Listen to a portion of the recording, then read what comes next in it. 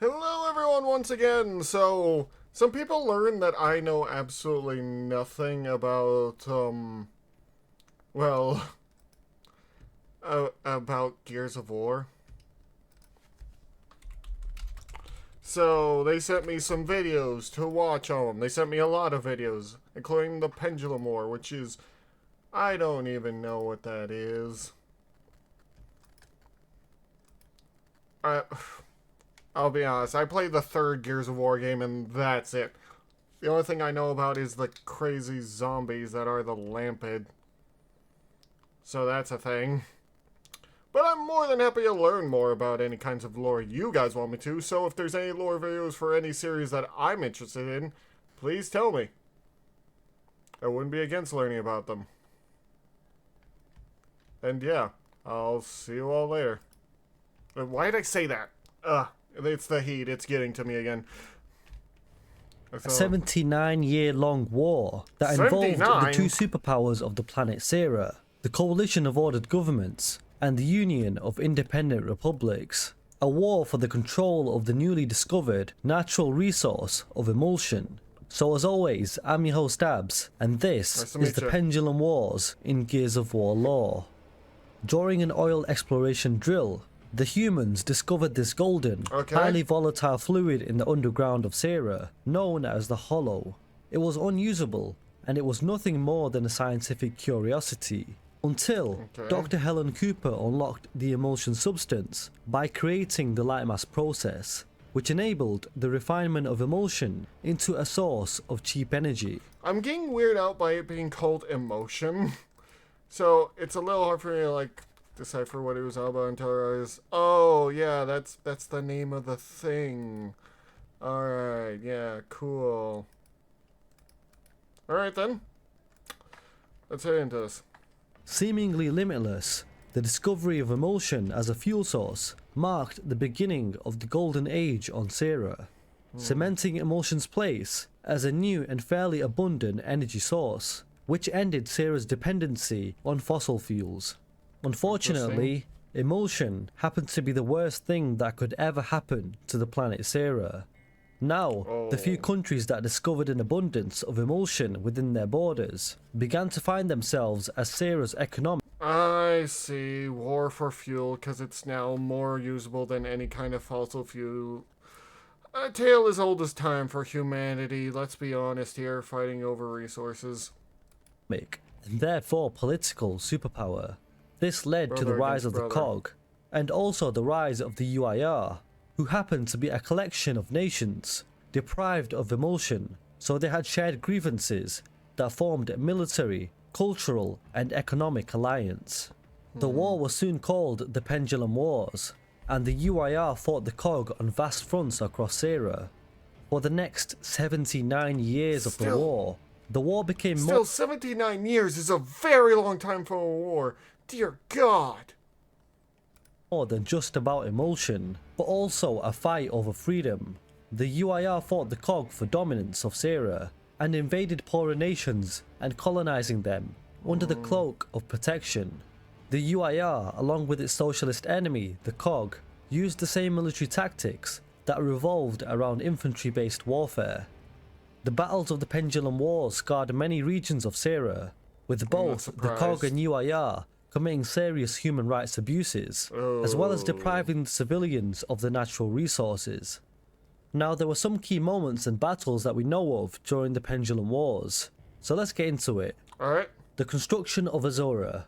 During the early Pendulum War era, the highest members of the coalition feared that the war would end in global annihilation, and so preparations began in order to protect the most valuable members of society, in order to rebuild with the keenest minds. Therefore, the Coalition of Ordered Governments constructed the elite bunker facility on the island of Azora, and relocated politicians, scientists, artists, and others deemed to be valuable enough. Of course politicians were involved here. But is this from 3? I think I remember this area from 3. Huh. But yeah, that's wow. This series is very grimdark. I can see why some people compare it to Warhammer.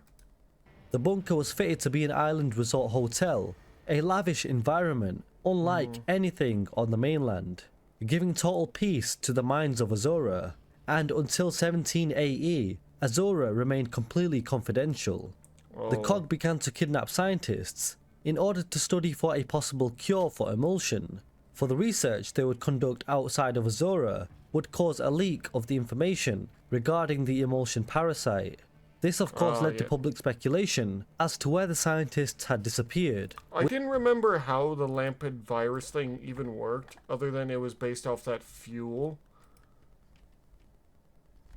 So, this is actually pretty interesting for me to know. So yeah, I kind of like this. With several tabloids being correct that a secret island was holding these select few. Among the many valuable residents of Azora was none other than Niall Samson, a renowned scientist in Tyrus, who of course went down a dark path under the Coalition's Department of Health years later. The New Hope Research Facility. After decades of emulsion mining, many emulsion miners came down with a fatal lung condition known as rust lung. Thanks to the overexposure to emulsion, the Coalition's Department of Health, under the Monroe administration, opened the New Hope Research Facility to house the children of emulsion miners infected with rust lung in an attempt to study the disease and find a possible cure to continue emulsion mining. And good old Dr. Niall Samson was tasked as the facility's director. But Dr. Samson basically went bonkers and no longer wanted to pursue a cure for rust lung, but the ability to evolve the human race into a stronger, healthier, immortal species. Oh my god, why does it always the scientists go with, we must evolve ourselves in some weird way? Why don't you start with yourself then, huh? Good lord, it's always the scientist guys who do this. With the Sires having potential for military combat in helping end the Pendulum Wars. He wanted to create super soldiers to defeat the UIR, in essence. After whistleblowers alerted the COG's high command and investigations took place on the New Hope Research Facility, Dr. Samson attempted to persuade Chairman Monroe that the Sires had military potential, but Chairman Monroe ordered the facility shut down and all involved to be indicted. However, a secret political group within the COG believed in Dr. Samson's work and his potential to end the Pendulum Wars by using genetically enhanced soldiers. This fringe political party relocated Dr. Samson, his remaining loyal employees, and many of their subjects to a secret laboratory hidden in a mountain called Kadar. Several Sires were left behind in stasis, protected by a semi-sentient security system designed by Dr. Samson and based off his personality. The Mount Kadar Laboratory. Years later, due to this lab being out the public eye and away from COG scrutiny, Dr. Samson was able to work freely and was able to overturn the genetic instability and sterility of the Sires, thanks to Mira using her embryonic stem cells with Sire DNA, resulting in a successful female hybrid called the Matriarch, which was able to reproduce and create the first generation of Locust drones. It was discovered through Mira and the Matriarch that all members of the Locust Horde were connected telepathically to a hive. Is this how the Locusts came to be? They're genetic monsters made for war originally? Oh boy, I didn't know any of this. I thought they were monsters coming from the underground. Mind, in which Mira was able to control, fulfilling Dr. Samson's attempt to create a highly controllable army of perfect soldiers. Good lord. But Dr. Torres, who was one of the lab's best geneticists, developed a romantic relationship with Mira and conceived a human child together, a female named Raina.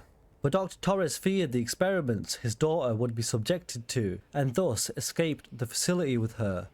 However, the scientists underestimated Mira's maternal feelings towards both her daughter and her Locust children. The Locusts themselves longed for independence and felt imprisoned and tortured by the scientists. Mira resented the humans for the treatment of her and her children, and therefore used the Matriarch to compel her Locust to rebel. The Locust escaped and used discarded tools and weapons to slaughter the scientists and guards. Of course. Dr. Samson commenced the lockdown of the facility using the cryogenic gas to freeze the facility, and he downloaded his consciousness into a robot right before he was slaughtered. Mirror and many of the locusts were able to escape and went deeper into the caverns of Mount Kadar, into the Hollow. The Battle of Asphalt Fields, also known as Operation Leveler to the COG. Now, the COG discovered that the UIR were winning the race in orbital satellite weapons, and after gathering intel on the Hammer of Dawn technology, the COG High Command decided that such a weapon could not be allowed to exist in enemy hands. So, they soon formulated a plan to capture the technology, and this became known as Operation Leveler, and the place that housed the Hammer of Dawn tech was known as Asphalt Point.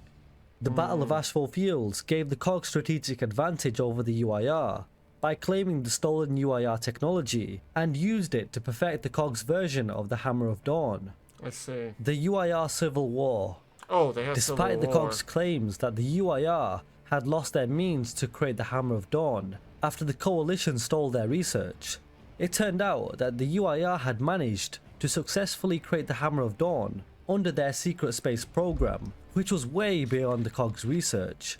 However, due to the repercussion of another guaranteed century of war, the UIR leadership decided not to launch the Hammer of Dawn, much to the protest of the UIR military. When the UIR military had enough with the softness of the UIR administration, they tried to launch the Hammer of Dawn themselves, and this caused a small civil war between the UIR military and the UIR administration. The final moments and ending of the Pendulum Wars. For the COG, it will take them 3 years after Asphalt Fields to perfect the Hammer of Dawn, and over 30,000 COG soldiers would go on and die in the Pendulum Wars, until Adam Phoenix perfected the weapon, and Chairman Thomas Dalyell threatened the UIR's Premier Yuri Dushenko to surrender or face destruction. After the final battle of the war, the COG and the UIR signed an armistice, ending the war in the COG's favour. The COG replaced several Indian nation governments with pro-coalition governments, which were previously under the administration of Premier Yuri Dushenko. However, some Indian nations refused to surrender and launched an insurgency, such as the infamous Republic of Goraznia. Of course, not all of them are going to give up. They fought for so long, and to have it all end like that, they're not going to give up. For 6 weeks, the COG began to rule almost all of Sarah, rebuilding the towns and cities that were destroyed, and attempting to fix the international relations with the UIR nations who were still fighting against the COG. But this new chapter didn't last very long, as the Locust Horde made their mark on the surface of Sarah, and this was known as Emergence Day. Just when the planet Sarah thought they were entering a new era, it was in fact the beginning of another destructive war. So that, my friends, is the Pendulum Wars in Gears of War lore. Drop a like if you enjoyed this little video, subscribe for more similar content like this, and I'll leave a link at the top right of the screen if you want to watch my other lore videos as well. I'm your host Abs, and as always, I will catch you guys next time. Bye bye. As I said before, I didn't know much about this kind of lore at all. I never usually do, but it is interesting to learn about this kind of thing. Still, thank you all so much. If you like what I'm doing here, please consider subscribing. If you want more, comment down below. I'm always happy to learn more stuff about interesting lore and interesting, well, different kinds of fiction, especially in video games. So, once again, I'll see you guys all later. Take care of yourselves and be good to yourselves. Bye-bye.